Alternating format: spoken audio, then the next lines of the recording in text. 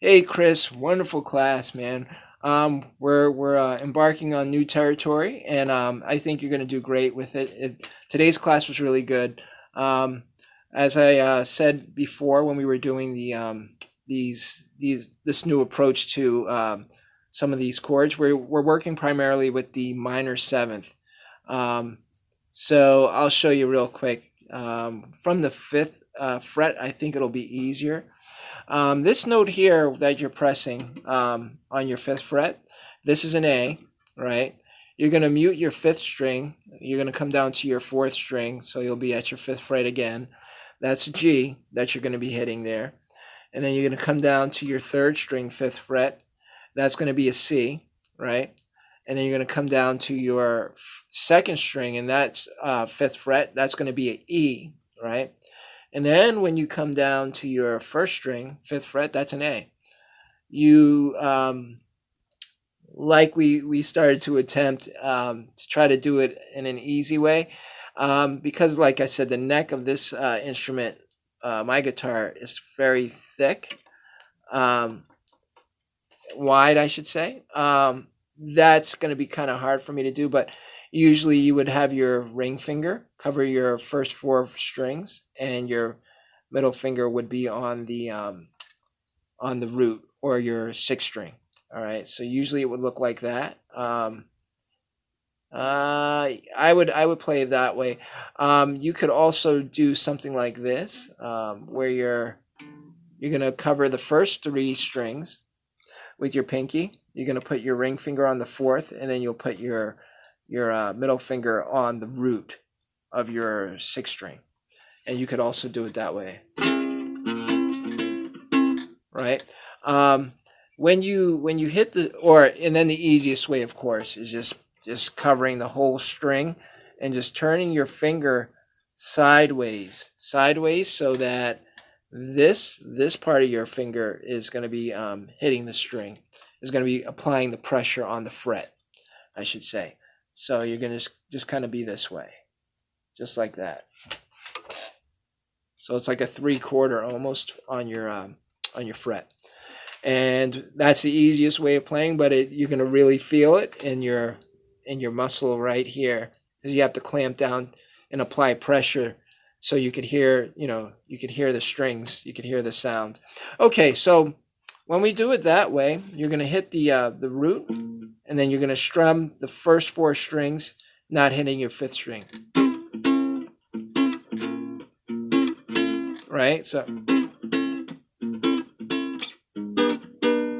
so you'll do it that way. Okay, so in saying that, the uh, those notes that I just named when I was actually uh, pressing down on the individual strings and saying the notes, that triad or chord structure would have been an A minor seventh. So that's the format for the minor sevenths. It should look like just like that, um, or something like that. Um, the reason I'm kind of going into that, because there's certain styles within jazz where they require, it's gonna, you may be hitting sevenths all the way up and down the neck of your guitar, and you might want to try different ways of playing the sevenths, either doing it that way or doing it that way, because as you know, when you're playing those sevenths, you're really working your hand. So the muscles in your hand. Sometimes if the set is like a, more than 5 minutes, you're in the rhythm section. That's gonna do something to the muscles in your hand. So you want to switch up every now and then and know how to switch up.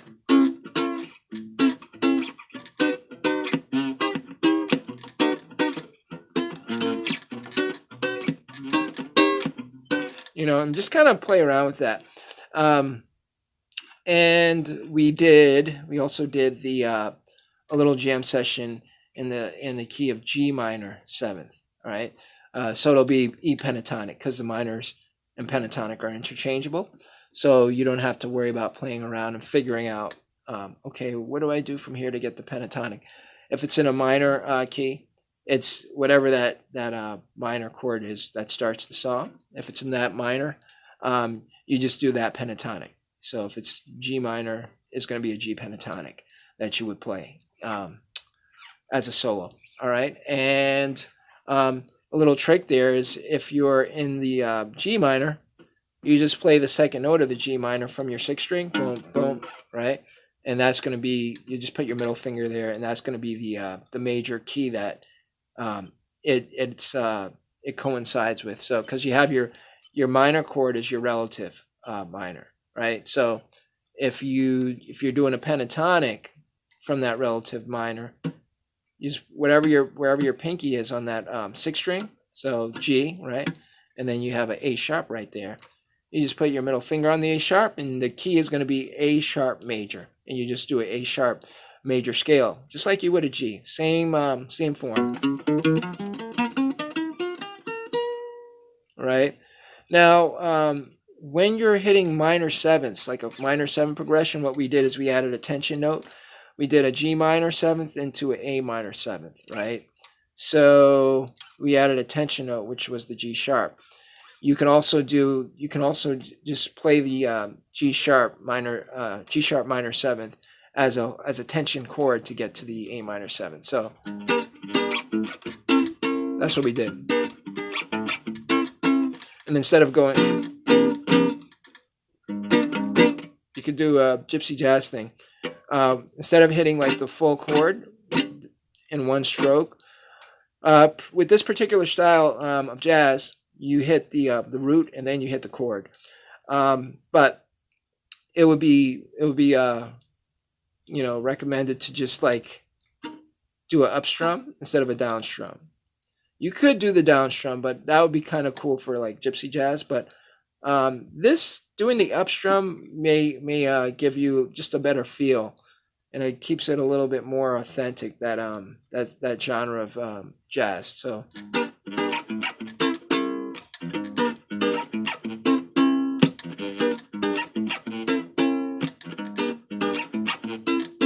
Right, so you can even, like I said, you can even use the entire chord on your fourth fret, which is the G sharp minor seventh, to instead of just hitting the G sharp note, you can instead of going, what that's like a walking bass line that we add in there. So the bass line, so what's going on in jazz is really kind of neat this way, is it keeps you engaged because you're hearing a bass line and you're hearing a rhythm with the other strings, like a rhythm section, and you have a bass line going on at the same time, and you can even kind of give a little thump on the strings if you don't want to hit the body for a percussion. So that would be the beat.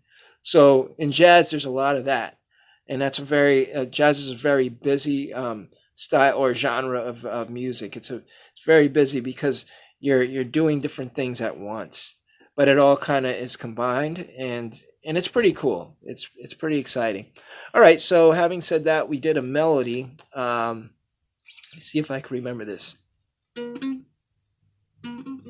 Okay, yeah. The melody would be 3 5 3 2 5 on your fourth string, 2 3 2 on your third string. All right, so the bulk of it is on your third string. 3 5 3 2 5 on the fourth string, 2 3 2 on your third string. You're going to pause a little bit on the 2 on your third string, and you'll even give a little pause on your fifth fret of your fourth string. So it'll be like this: 1 2 3 4 1 2.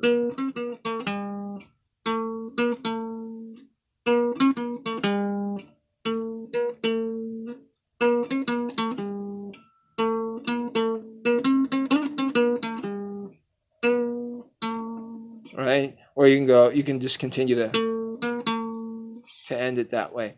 But that's kind of how the melody, because you did something and it inspired me to kind of play around with that. You don't have to do that, but I think it would sound pretty cool, and it would give like some kind of order to that chord progression of. Um, yeah, that's it.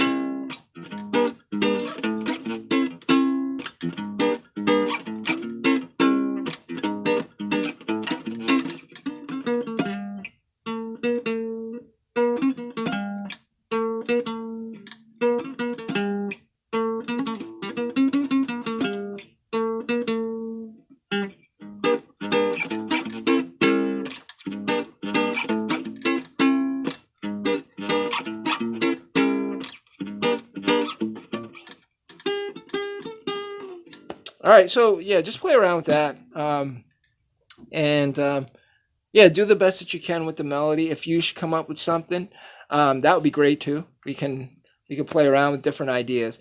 And the again, it's a G pentatonic, or you could just do a full A sharp major scale, because like also in jazz, you'll hear the pentatonic, but then the major scale comes in there, and it gives a very strong jazz feel to it. It's just really good to combine those two patterns together, the pentatonic and the major scale. Anyway, practice this. I hope you have fun with it and come up with different ideas. And I will see you in the next class. Okay, and thanks a lot. And I will see you on, I guess it's yeah, next Monday. All right, thanks a lot, Chris. Have a good one. God bless.